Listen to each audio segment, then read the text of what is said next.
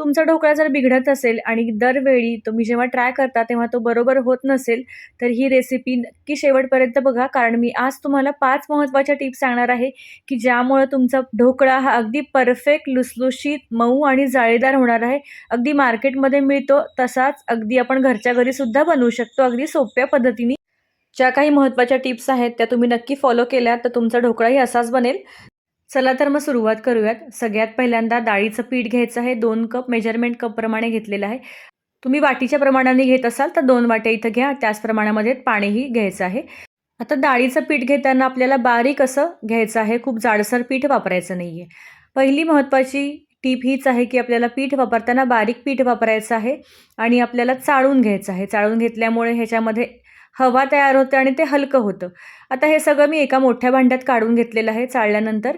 आता ह्याच्यामध्ये आपल्याला 1 चमचा मीठ घालून घ्यायचं आहे, 1 चमचा किसलेलं आलं घातलेलं आहे आणि 1 चमचा सायट्रिक ॲसिड घातलेला आहे.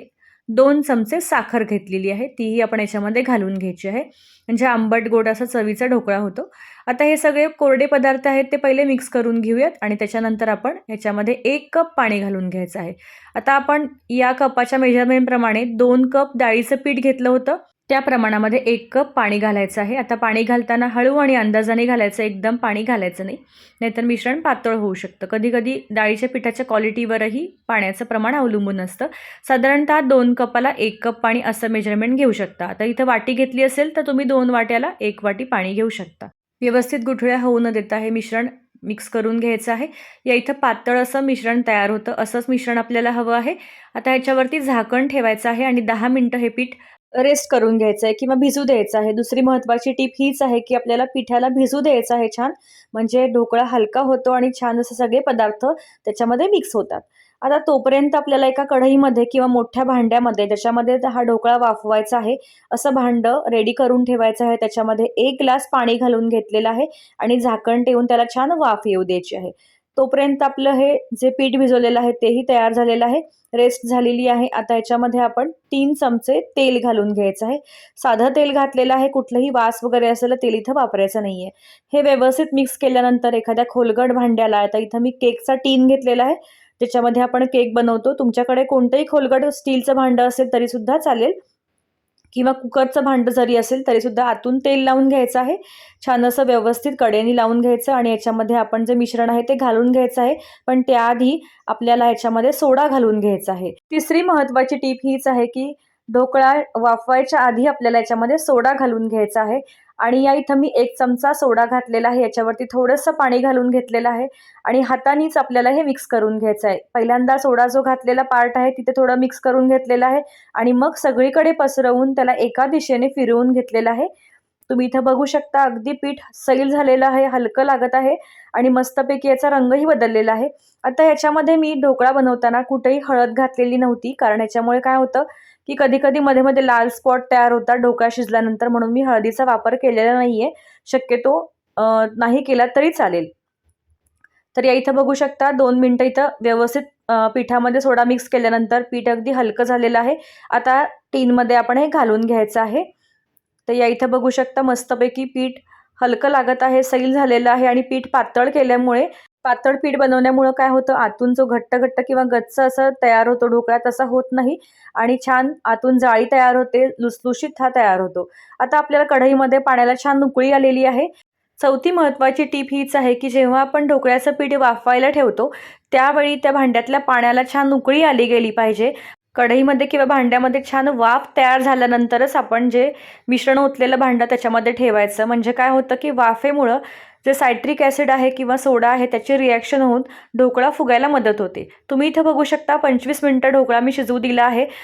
पहिले 10 ते 15 मिनिटं मोठ्या आचेवर आणि मग नंतरचे 10-15 मिनिटं आहे ते मंद आचेवरती शिजवून घ्यायचं आहे आणि 25 मिनिटांनंतर झाकण काढून तुम्ही बघू शकता पूर्ण आपलं भांडं जे आहे ते भरलेलं आहे.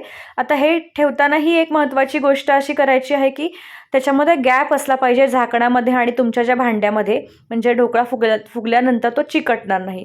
तर या इथं बघू शकता ढोकळा थंड करायला ठेवलेला आहे मी, तोपर्यंत फोडणीची तयारी करून घेऊ. फोडणीसाठी एका कढईमध्ये आपल्याला तेल घ्यायचं आहे. तेल छान गरम झाल्यानंतर मोहरी घालून घ्यायची आहे. याच्यामध्ये जिरे वगैरे घालायचे नाही आहेत, कारण की ढोकळ्यामध्ये जिरे वापरत नाहीत. तर तडतडल्यानंतर मोहरी आपण कढीपत्ता घालून घ्यायचा आहे. हिंग घालून घ्यायचं आहे आणि याच्यामध्ये हिरव्या मिरच्या किंवा इथं माझ्याकडे लाल मिरच्या होत्या म्हणून मी लाल मिरच्या चिरून घातलेल्या आहेत. तुम्ही मोठे तुकडे करून सुद्धा घालू शकता. तर मोहरी छान तडतडली गेली पाहिजे तर फोडणी छान होते. म्हणजेच काय की ढोकळ्यावरची जी फोडणी आहे तीही व्यवस्थित असायला पाहिजे. आता ह्याच्यामध्ये मिरच्या घालून घेतल्यानंतर 2 मिनिटं परतून घ्यायचं आहे आणि ह्याच्यामध्ये पाणी घालून घ्यायचं आहे. सगळ्यात शेवटची आणि महत्त्वाची टीप हीच आहे की आपल्याला याच्यामध्ये पाणी घालून घ्यायचं आहे. म्हणजे ढोकळा जो आपला आहे त्याच्यामध्ये हे सगळं पाणी ॲब्सॉर्ब होतं आणि आपल्या ढोकळ्याला छान अशी चव पण येते. आंबट गोड आणि ढोकळा असा घशामध्ये अडकल्यासारखं होत नाही. पाणी घातल्यामुळं काय होतं की ढोकळा हा मॉइस्ट होतो, आतून हलका होतो आणि घशामध्ये टोचल्यासारखं होत नाही कोरडा असल्यामुळे.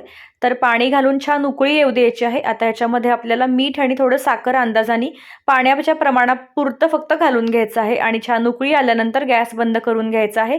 हे पाणी थोडं थंड झाल्यानंतर आपण ढोकळ्यावर ओतून घ्यायचं आहे.